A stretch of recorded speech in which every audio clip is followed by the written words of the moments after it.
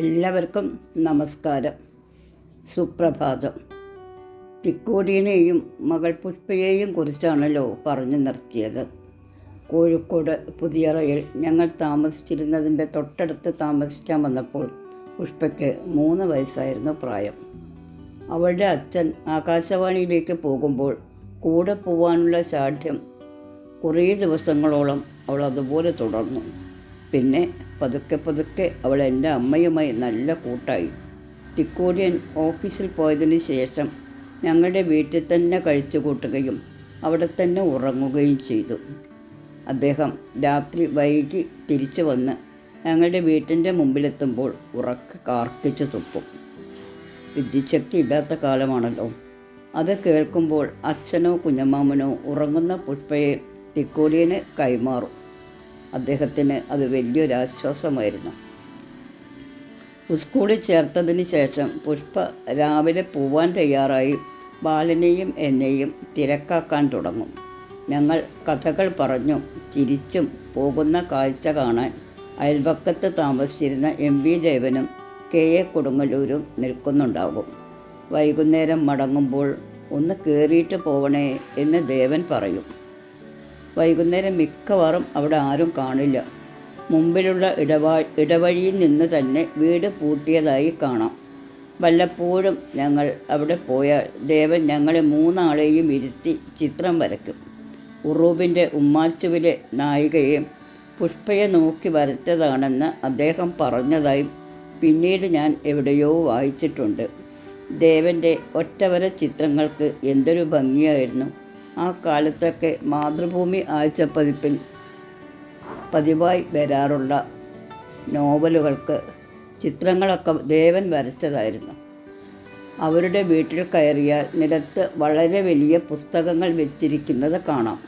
ഞാൻ അത്ഭുതത്തോടെ അതുതന്നെ നോക്കി നിൽക്കുമ്പോൾ ദേവൻ പറയും, ഈ പുസ്തകങ്ങൾ ലൈബ്രറിയിൽ നിന്ന് ഞാൻ എടുത്തു കൊണ്ടുവരുന്നതാണ് തലയിണയാക്കാൻ. എന്നിട്ട് എന്നോട് പറയും, കുട്ടിയുടെ വീട്ടിൽ നിറയെ പുസ്തകങ്ങളായിരിക്കുമല്ലോ അമ്മാമന് നിരൂപണത്തിന് വേണ്ടി വരുന്നത്. തിക്കോടിയൻ ആഴ്ചയിൽ 1 ദിവസമാണ് ഒഴിവ്. അത് അദ്ദേഹം ബുധനാഴ്ചയാണ് എടുത്തിരുന്നത് എന്നാണ് എൻ്റെ ഓർമ്മ. അന്ന് അദ്ദേഹം ഞങ്ങളെ കൂട്ടി കോഴിക്കോട് ദേശപോഷിണി വായനശാലയിലേക്ക് പോകും. അവിടെയാണ് അദ്ദേഹത്തിൻ്റെ ആദ്യ നാടകമായ ജീവിതവും തുടർന്ന് പല നാടകങ്ങളും പരിശീലിക്കുകയും അരങ്ങേറുകയും ചെയ്തത്. കുഞ്ഞാണ്ടിയും നെല്ലിക്കോട് ഭാസ്കരനും സംഭാഷണങ്ങൾ പഠിക്കുകയും പറയുകയും ചെയ്തതിന് തിക്കോടിയൻ മേൽനോട്ടം വഹിക്കും. ആ പരിശീലനം ബാലൻ കൗതുകത്തോടെ നോക്കിയിരിക്കും. തിക്കോടിയൻ്റെ നാടകത്തിലൂടെ തന്നെയാണ് ബാലന് ബാലതാരത്തിനുള്ള സംസ്ഥാന അവാർഡ് ലഭിച്ചത്. പിന്നീട് ബാലന് കോളേജിൽ പഠിക്കുമ്പോൾ നാടകാഭിനയത്തിനുള്ള അവാർഡുകൾ ലഭിച്ചിട്ടുണ്ട്. പുഷ്പയും ഞാനും സ്ത്രീ കഥാപാത്രങ്ങളുടെ സംഭാഷണങ്ങൾ പഠിക്കാനും പറയാനും ശ്രമിക്കും. ദേശപോഷിണി വായനശാല അറിയപ്പെടാൻ തുടങ്ങിയത് തിക്കോടിയൻ്റെ നാടകങ്ങൾ രംഗത്ത് അവതരിപ്പിച്ചിട്ടാണ്. എല്ലാ കൊല്ലവും അവരുടെ വാർഷികാഘോഷങ്ങൾ വിപുലമായ തോതിൽ നടത്തും. മധ്യവേനൽ അവധിക്കാലത്ത് നാട്ടിൻ്റെ മുഴുവൻ ഉത്സവമാണ് ആ വാർഷികാഘോഷം. അവിടെ കുട്ടികൾക്ക് വേണ്ടി നടത്തുന്ന മത്സരങ്ങളിലെല്ലാം ഞങ്ങൾ പങ്കെടുക്കും. എനിക്ക് ഉപന്യാസ മത്സരത്തിന് സമ്മാനം കിട്ടും. ഒരു വർഷം ആ പരിപാടിക്ക് വാർഷികാഘോഷത്തിന് മഹാകവി P. കുഞ്ഞിരാമൻ നായരായിരുന്നു മുഖ്യ പ്രാസംഗികൻ. അദ്ദേഹം മഴയ്ക്ക് വേണ്ടി ഭൂമി ദാഹിച്ചു കൊണ്ടിരിക്കുകയാണെന്നും കൃഷിയുടെ പ്രാധാന്യത്തെക്കുറിച്ചും പ്രത്യേകിച്ച് പറഞ്ഞു. അദ്ദേഹത്തിൻ്റെ പ്രസംഗം ഞാൻ അന്ന് ആദ്യമായിട്ടാണ് കേട്ടത്. ഗദ്യമാണോ പദ്യമാണോ എന്ന് വേർതിരിച്ചെടുക്കാൻ കഴിയാത്ത ഭാഷ. ഏതായാലും ആ പ്രസംഗം തീരെ മുമ്പ് മഴയുടെ ലാഞ്ചന പോലുമില്ലാത്ത, മഴക്കാറില്ലാത്ത ആകാശത്ത് വെള്ളിടി വെട്ടി. മേഘങ്ങൾ തുമ്പിക്കൈ വണ്ണത്തിൽ മഴ ചീറ്റി. പരിപാടി മറ്റൊരു ദിവസത്തേക്ക് മാറ്റി വെക്കേണ്ടി വന്നു. ചിലപ്പോൾ ഒഴിവു ദിവസങ്ങളിൽ അദ്ദേഹം പുഷ്പയ്ക്കൊപ്പം ബാലിനെയും എന്നെയും കൂട്ടി റേഡിയോ സ്റ്റേഷനിലേക്ക് പോകും. അരമണിക്കൂറിലധികം നടക്കണം. അന്ന് ഓട്ടോറിക്ഷയൊന്നും പ്രചാരത്തിലുണ്ടായിരുന്നില്ല. ആ നടത്തത്തിനിടയിൽ അദ്ദേഹം സംസാരിച്ചു കൊണ്ടേയിരിക്കും. സ്വന്തം ജീവചരിത്രം ഞങ്ങളോട് പറയും. തൻ്റെ മാതാപിതാക്കന്മാർ നേരത്തെ മരിച്ചുപോയി എന്നും സാമൂഹ്യ പ്രവർത്തകനും കവിയുമായിരുന്ന മുത്തച്ഛനാണ് തന്നെ വളർത്തിയതെന്നും പറഞ്ഞിട്ടുണ്ട്. സ്കൂൾ മാസ്റ്ററായിട്ടാണ് ജീവിതം തുടങ്ങിയത്. പക്ഷേ ബ്രിട്ടീഷുകാർ ഭരിച്ചിരുന്ന ഇന്ത്യയിൽ എവിടെയും അസമത്വങ്ങളായിരുന്നുവെന്നും അതിനെതിരായി പ്രവർത്തിച്ചത് കാരണം തന്നെ സ്കൂളിൽ നിന്ന് പിരിച്ചുവിട്ടതായിരുന്നുവെന്നും അദ്ദേഹം പറഞ്ഞിട്ടുണ്ട്. കോഴിക്കോട് ദിനപ്രഭ പത്രത്തിൽ സഹപത്രാധിപരായിരിക്കെയാണ് റേഡിയോ സ്റ്റേഷനിൽ ജോലിക്ക് ചേർന്നത്. അന്നൊക്കെ ആകാശവാണിയിൽ ശബ്ദലേഖനം ചെയ്യുന്ന പതിവുണ്ടായിരുന്നില്ല. എല്ലാ പരിപാടികളും തത്സമയം പ്രക്ഷേപണം ചെയ്യുകയായിരുന്നു.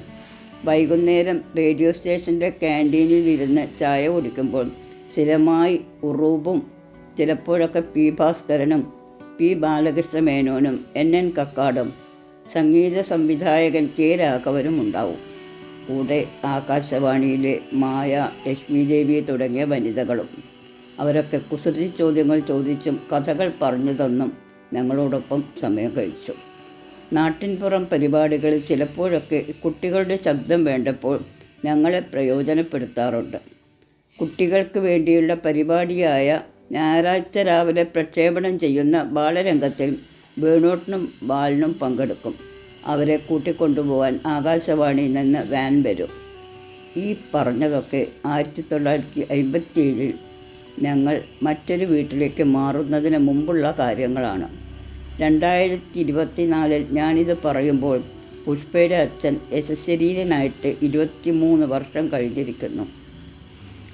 എനിക്ക് 12 വയസ്സിന് മുമ്പുള്ള കാലത്ത് എപ്പോഴും ഞങ്ങളോട് തമാശ പറയുകയും ഒഴിവുള്ളപ്പോഴൊക്കെ ഞങ്ങളുടെ കളി നോക്കുകയും ഒളിക്കാൻ വേണ്ടി ആരും കണ്ടുപിടിക്കാത്ത സ്ഥലങ്ങൾ കാണിച്ചു തരുകയും ചെയ്തിരുന്ന പുഷ്പയുടെ അച്ഛൻ എത്ര സർഗധനനായിരുന്നുവെന്ന് ഞാൻ പിന്നീടാണ് മനസ്സിലാക്കിയത്. സിനിമയായാലും നാടകമായാലും കവിതയായാലും നർമ്മമായാലും ബാലസാഹിത്യമായാലും തിക്കൂടിയൻ എല്ലാത്തിലും മുൻപന്തിയിലായിരുന്നു. അദ്ദേഹത്തിന് തൻ്റെ ആത്മകഥയായ അരങ്ങ് കാണാത്ത നടന് ഓടക്കുഴൽ award, Vayalar award, Mathrubhumi award തുടങ്ങിയ ഒട്ടേറെ അവാർഡുകൾ ലഭിച്ചിട്ടുണ്ട്. അദ്ദേഹം തിരക്കഥ എഴുതുകയും സഹകരിക്കുകയും ചെയ്ത എല്ലാ സിനിമകൾക്കും അവാർഡ് കിട്ടിയിട്ടുണ്ട്. കൂട്ടത്തിൽ പറയാൻ വിട്ടുപോയി, ആനന്ദെന്നും പി കെ നായരെന്നും ഒക്കെയുള്ള പേരുകളിൽ എഴുതി തുടങ്ങിയ പി കുഞ്ഞനന്ദൻ നായർക്ക് സഞ്ജയനായിരുന്നു ചിക്കൂടിയൻ എന്ന് പേരിട്ടത്. അദ്ദേഹം ദിവംഗതനാവുന്നതിന് കുറച്ച് മാസങ്ങൾക്ക് മുമ്പ് ഞാൻ അദ്ദേഹത്തെ കോഴിക്കോട് പാവമണി റോഡിൽ വെച്ച് കണ്ടു. വർഷങ്ങൾക്ക് ശേഷമുള്ള ഒരു കൂടിക്കാഴ്ച. പക്ഷേ അദ്ദേഹം ദൂരെ നിന്നു തന്നെ എന്നെ തിരിച്ചറിഞ്ഞു. ആരോഗ്യസ്ഥിതിയെക്കുറിച്ച് ഞാൻ അന്വേഷിച്ചപ്പോൾ അല്പം വിഷാദഭാവത്തിൽ പറഞ്ഞു, ഇപ്പോൾ മനസ്സെത്തുന്നിടത്ത് കയ്യും കാലും എത്തുന്നില്ല. പുഷ്പയുടെ അച്ഛനെന്ന് എന്നും ഞാൻ വിളിച്ചിരുന്ന തിക്കൂടിയനെക്കുറിച്ച് എനിക്ക് എത്ര പറഞ്ഞാലും മതിയാവില്ല. ഖദർ വസ്ത്രം ധരിച്ച് ഒരു കാലൻ കുടയുമായി എന്നും എൻ്റെ മനസ്സിലുള്ള ആ വലിയ എഴുത്തുകാരൻ്റെ ഓർമ്മകളിൽ ഞാൻ ഒരു നിമിഷം കണ്ണടച്ച് കൂപ്പുകൈകളോട് നിൽക്കട്ടെ.